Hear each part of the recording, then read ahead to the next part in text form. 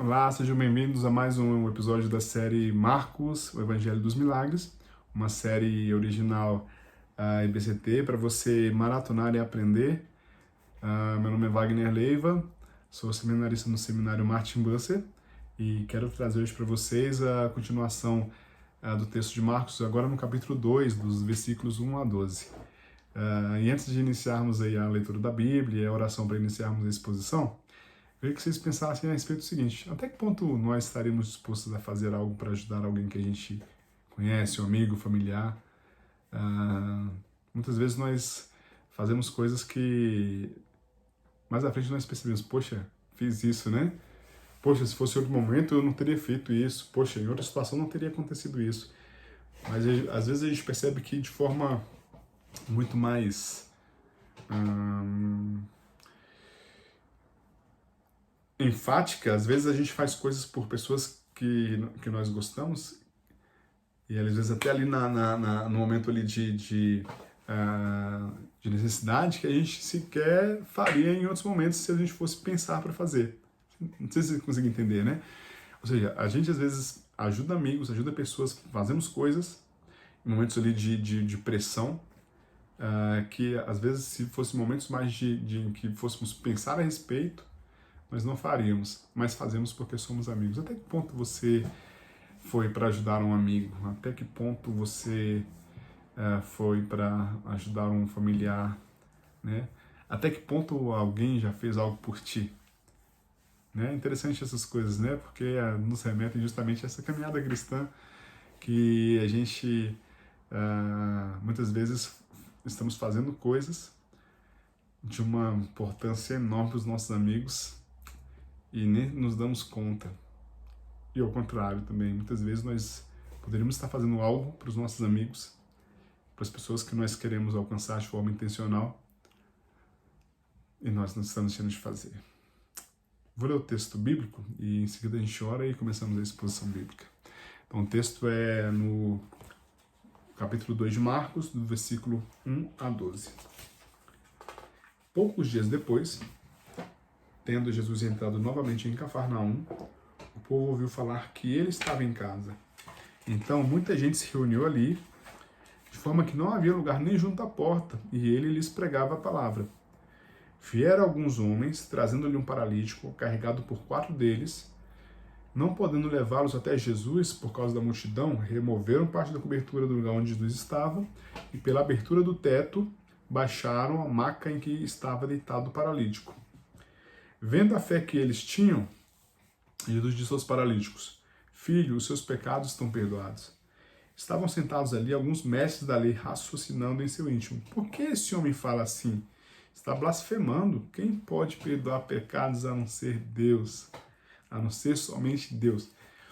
Jesus percebeu logo em seu espírito que era isso que eles estavam pensando e lhes disse: por que vocês estão remoendo essas coisas em seu coração? Que é mais fácil dizer ao paralítico: seus pecados estão perdoados, ou levante-se, pegue a sua maca e ande. Mas, para que vocês saibam que o Filho do Homem tem na terra autoridade para perdoar pecados, disse ao paralítico: eu lhe digo, levante-se, pegue a sua maca e vá para casa.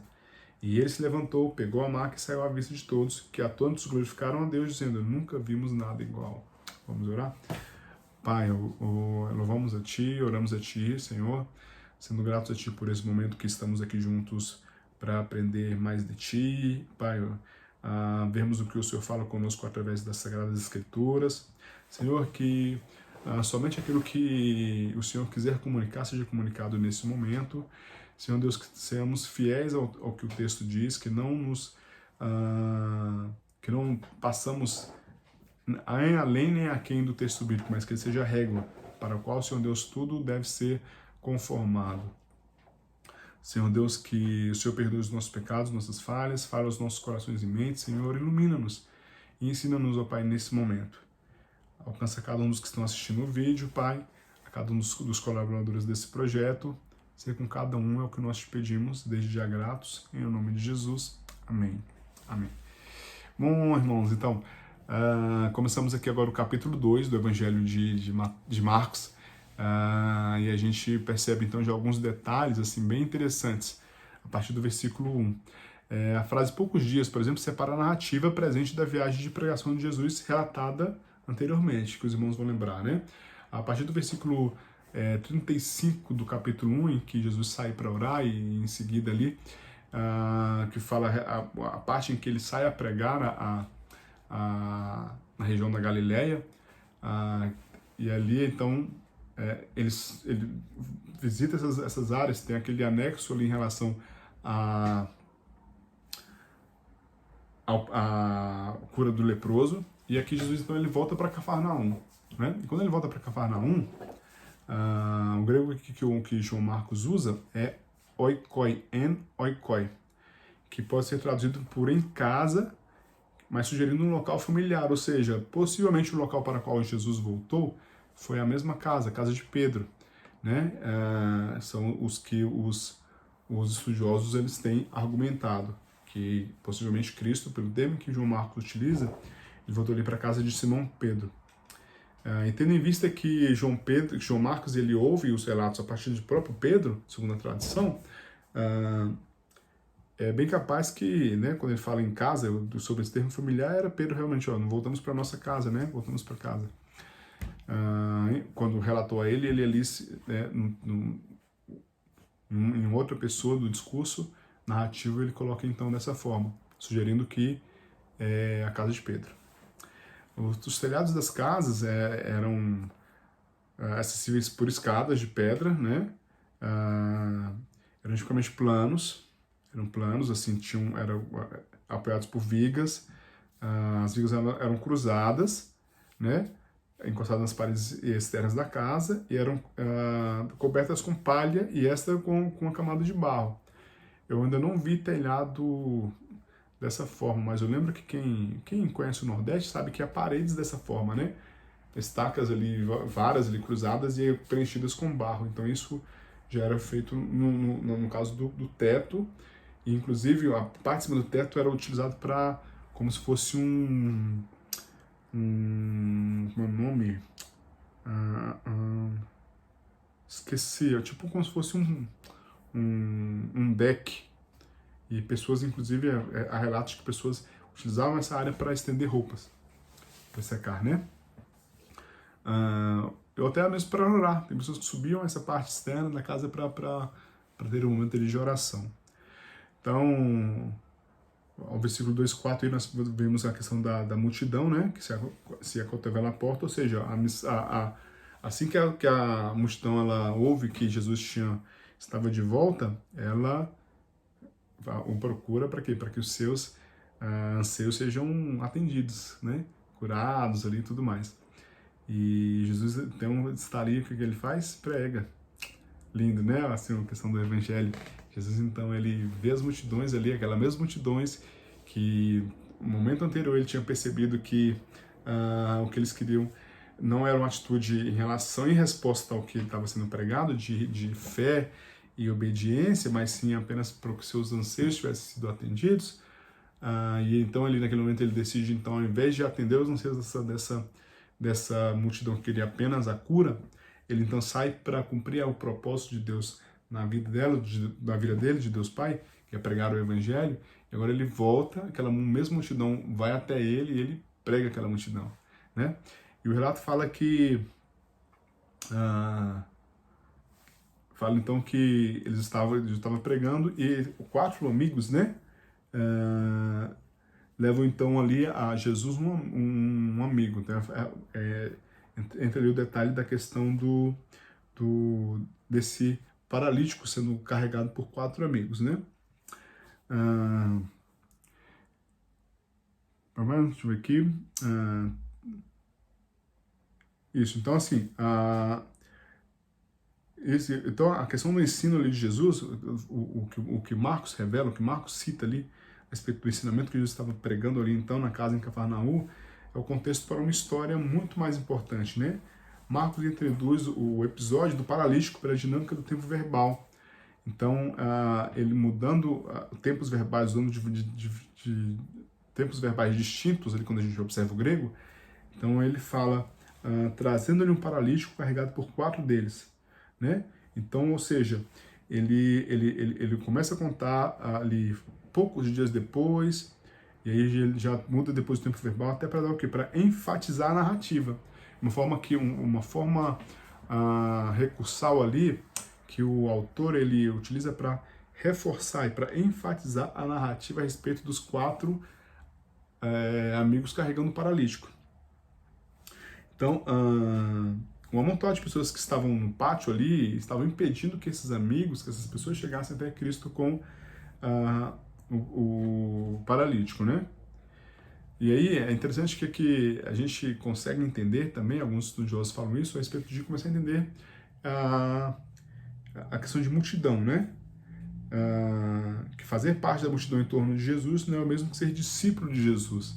Aí a gente percebe até nos dias atuais, infelizmente, que existe ainda hoje uma multidão cercando Jesus.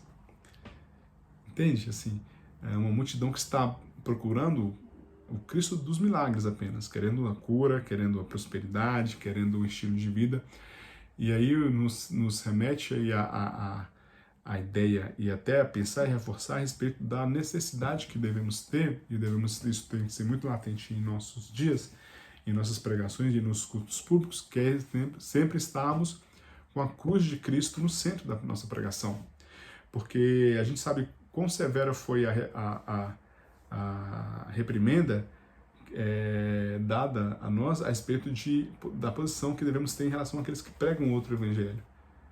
Então, hoje nós temos percebido que muitos pregadores têm pregado um outro evangelho. Então, tem se pregado um evangelho dizendo que o cristianismo é um estilo de vida, o cristianismo é ser próspero apenas nas questões financeiras, né? Porque quando a gente estuda o conceito de prosperidade, a gente percebe que é algo muito mais amplo. Tem pessoas que têm seguido a Cristo porque é moda, porque é legal agora, porque né? Pessoas que têm procurado a Cristo para que seus anseios particulares sejam atendidos.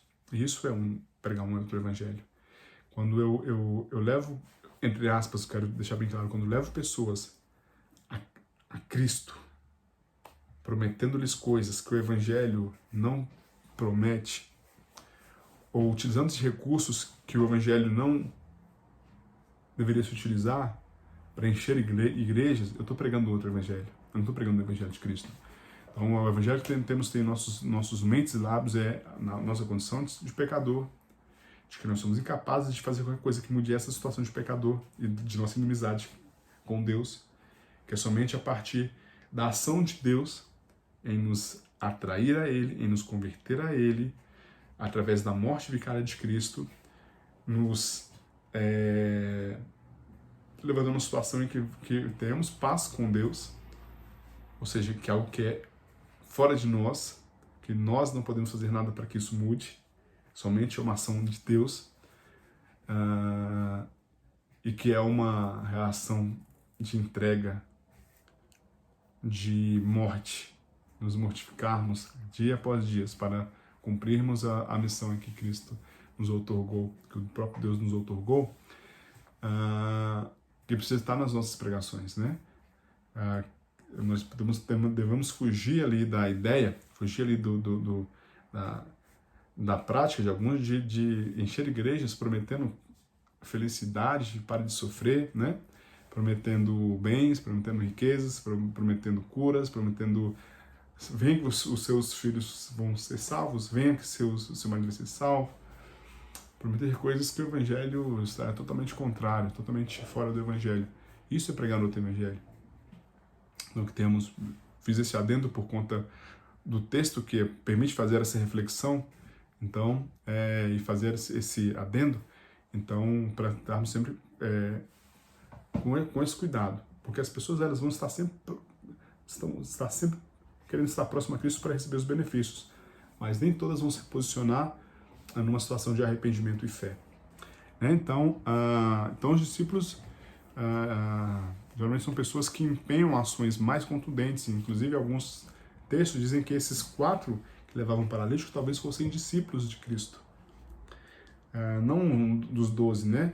mas a questão deles de empenhar numa ação e não verem nenhum tipo de barreira, obstáculo para levar essa pessoa a Cristo, ela tem que ser nossa atitude também. Entendendo, claro, que o levar a pessoa a Cristo não é contribuir ou achar que faz parte da questão salvífica dela, mas é o quê? Por que levar pessoas a Cristo? É anunciar-lhes o Evangelho, anunciar-lhes as boas novas da salvação. Pregar o Evangelho, pregar aquilo que eu falei há pouco a respeito da nossa condição enquanto homens, e que somente por meio de Cristo, uma ação monergística do próprio Deus é que nós podemos ter paz com Ele e ser salvos. Então essa ação que devemos ter. Então esses amigos, eles têm esse sentido de levarem esse amigo a Jesus, e essa deve ser a nossa atitude também, de queremos levarmos os nossos amigos, nossos colegas de trabalho, os nossos familiares a Jesus. E como iremos fazer isso? Pregando o Evangelho, em tempo e fora de tempo, quer oportuno, quer não, devemos pregar o Evangelho. Amém? Então Jesus, esses amigos, eles fazem isso, eles removem ali parte ali do teto e descem o amigo. E Jesus, ele não se ofende com aqueles homens fazerem isso, né? Pelo contrário, ele falou, o texto fala que quando ele vê a fé que eles tinham, Jesus disse ao paralítico: filho, os seus pecados estão perdoados. Então isso a gente vê nisso ali a questão, até o próprio uso do filho em relação ao paralítico, do grego taknon, ou passim, também pode ser o termo hebraico beni, é um termo afetuoso, quer dizer, é muito mais que afetuoso, né? É um misto, né? Termo que claro que tem também essa questão afetuosa, mas que se refere basicamente a um termo de um superior que age para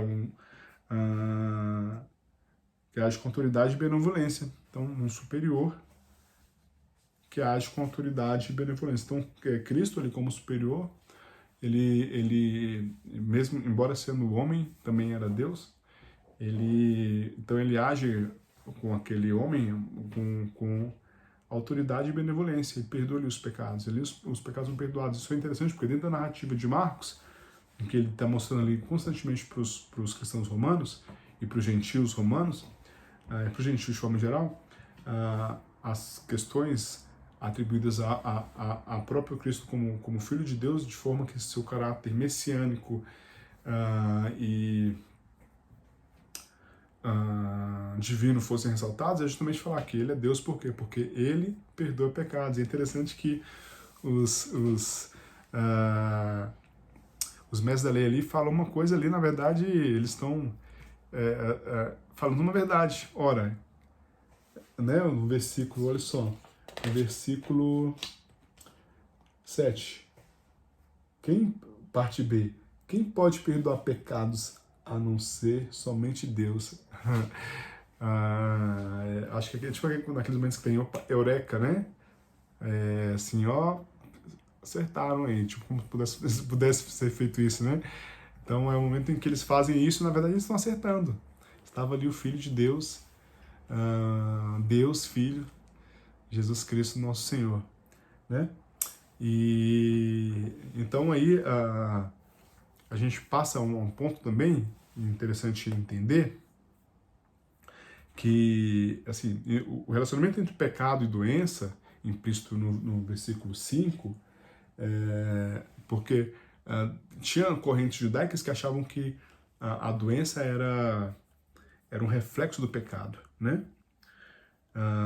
Então, assim, Cristo acha que, num certo momento, de uma certa forma, quando ele faz dessa forma, teus pecados estão perdoados.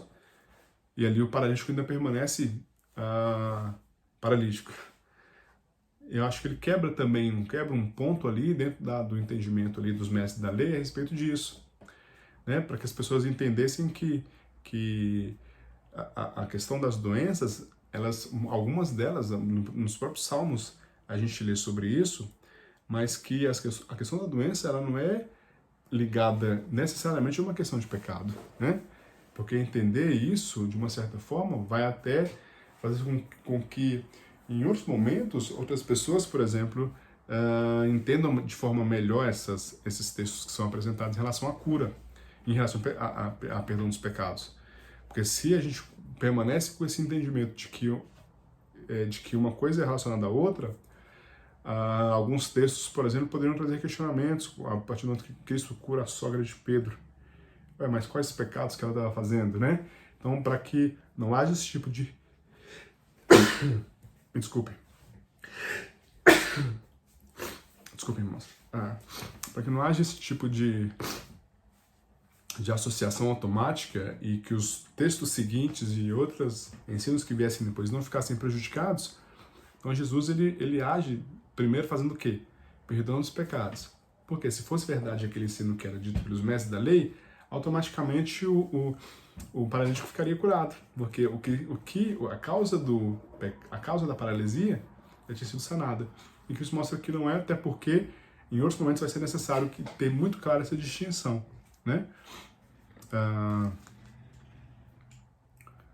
E aí a gente parte então para o versículo 6 e 7, né? Então a menção do perdão de pecados, ele cria uma reviravolta inesperada ali na história, né? Então, de repente a narrativa ela sai do paralítico para ir para os mestres da lei, né?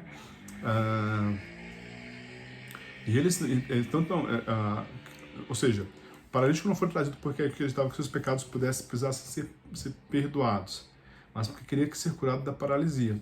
Mas Cristo, de forma, como ele sempre faz a forma de maneira completa, e faz ali a narrativa de Marcos, é super interessante a respeito disso, que é justamente para explicar que o Senhor, que Cristo ele é Senhor para perdoar pecados, para curar doenças e conhece pensamentos. Ele conhece pensamentos, ou seja, ele estava ali mostrando, e aí essa intenção do relato é mostrar várias esferas em que Cristo ele age e confirma ali a sua posição enquanto Filho de Deus, enquanto Messias, né? E essa toda a questão da divindade de Cristo, a fim de que não tivesse nenhum tipo de dúvida em relação ao público lá de Roma, ao público gentil em relação aos atributos de Cristo também. Então, Jesus, sem ninguém lhe dizer nada, conhece a crise na mente dos mestres da lei e aparentemente a desejou, né? Quando Marcos diz Jesus percebeu logo em seu espírito, ele quer dizer mais que conhecimento humano. Jesus não só conhece os pecados do paralítico, mas também conhece o coração dos mestres da lei, né? Estes não têm nada a dizer sobre a condição espiritual dos mestres. Estes não têm nada a dizer sobre a condição espiritual ou física do homem. Jesus tem algo que dizer para essas duas facetas da vida do paralítico. Aquilo que nós falamos é o seguinte, ele age de maneira completa, né? Mas o que ele diz ofende profundamente os mestres da lei. Tanto que eles chegam a falar, está blasfemando, reclamam eles, né? A blasfêmia era punida com a pena de morte. Então, Jesus pode curar a paralisia de um homem. A questão mais ampla é se ele pode curar a paralisia espiritual dos mestres da lei, né? Estes, para a obra de Deus, são tão dependentes de Jesus quanto o paralítico, mas o aprendizado e a posição deles pode deixá-los menos conscientes dessa necessidade. Jesus quer que eles saibam isso, ou seja, experimente em primeira mão a autoridade por meio da qual ele pode perdoar os pecados. No versículo 7, os mestres da lei perguntam quem pode, no grego dinatai, perdoar pecados, ou seja, quem tem essa habilidade. E Jesus declara que o Filho do Homem não só tem a habilidade para perdoar pecados, mas também tem a autoridade para fazer isso. Então, a palavra para autoridade é uma exousia. É a mesma palavra usada para descrever o ensino de Jesus e a expulsão de demônio na sinagoga de Cafarnaum, lá no capítulo 1, de 21 a 28. Da perspectiva humana, é seguro proferir o perdão dos pecados, uma vez que essa asserção não pode ser falsificada. Jesus, no entanto, proverá evidência do perdão dos pecados curando o paralítico, evento que pode ser observado por todos. Sua autoridade para perdoar, não menos eficaz por sua invisibilidade, será comprovada pela cura do paralítico. A autoridade para curar e a autoridade para perdoar são a mesma autoridade. Mas para que vocês saibam que o Filho do Homem tem na terra autoridade para perdoar pecados, disse ao paralítico: eu digo a você, levante-se, pegue a sua maca e vá para casa. Então Marcos ele relata então que o paralítico se levantou, pegou a maca e saiu à vista de todos. Assim, em resposta à pergunta, quem pode perdoar pecados a não ser somente Deus? Os ouvintes e os leitores são convidados a suprir o nome de Jesus. A vitória de Jesus sobre a doença e o pecado é completa, pois Jesus faz o que só Deus pode fazer. A singularidade do evento é ecoada na exclamação da multidão: nunca vimos nada igual. Caminhando para o final, irmãos, quais são os ensinamentos então, que nós temos que ter a partir desse relato da cura do paralítico, né? Então nós podemos perceber, por exemplo, quão grandes privilégios espirituais algumas pessoas desfrutam, embora não façam uso deles, quando a gente vê a questão da multidão, né? Nenhuma outra cidade da Palestina parece ter usufruído tanto da presença de Nosso Senhor durante o seu ministério terreno, quanto Cafarnaum. Foi para lá que Jesus se mudou, deixar Nazaré, foi a localidade na qual muitos dos seus milagres foram realizados. Entretanto, nada do que Jesus disse ou fez parece ter surtido qualquer efeito no coração dos seus habitantes. Né? É um dos ensinamentos que nós falamos sobre multidão, ser multidão e ser discípulo. Né?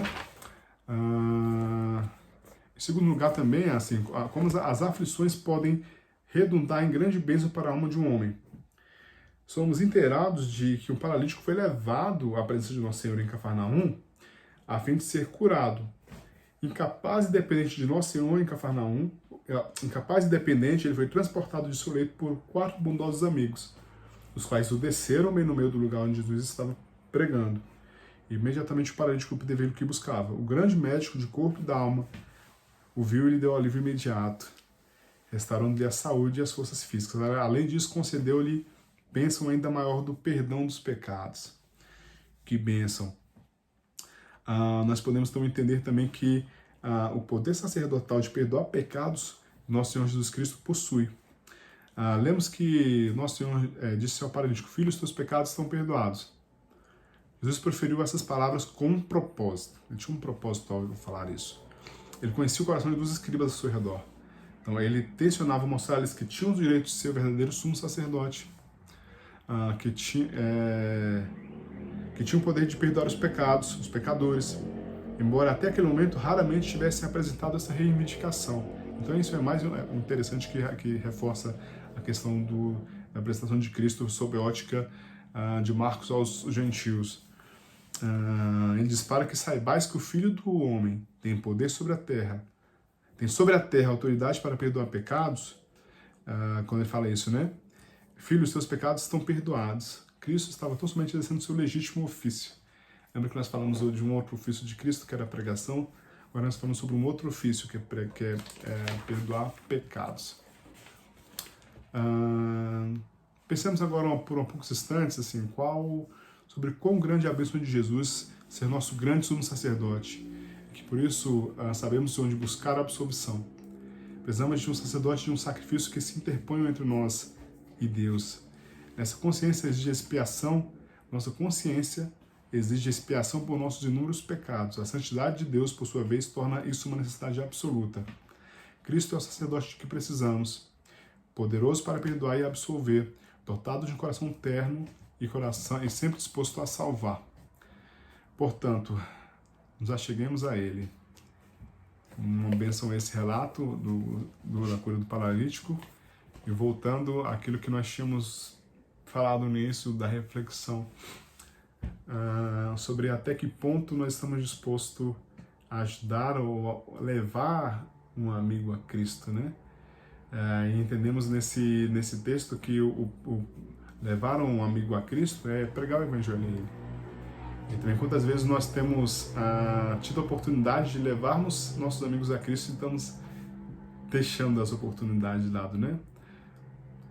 É momento de nos colocarmos mais e mais diante de Deus, pedindo para que a gente possa, na condição de filhos dele, de pessoas que foram alcançadas pela graça, pessoas que têm recebido essa incumbência de pregar o Evangelho, que nós possamos a cada dia levar pessoas a Cristo, levar amigos a Cristo, levar familiares a Cristo.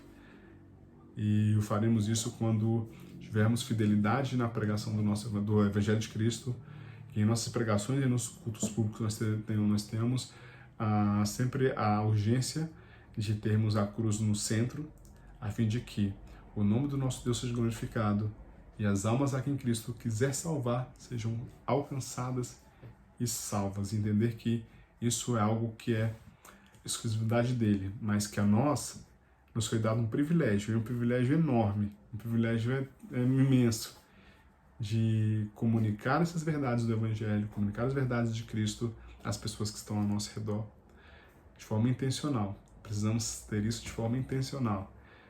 E eu tenho certeza que Deus ele tem movido o coração de cada um dos irmãos que tem ouvido essas palavras, que tem ouvido as pregações, participado das aulas, aí, todos os conteúdos que têm sido ministrados através do canal oficial da IBCT, a utilizarem todos os dons e talentos com qual têm sido agraciados pelo Senhor para fazerem o nome dele conhecido, para pregar a respeito dele até os confins da terra, e que o nome dele seja glorificado.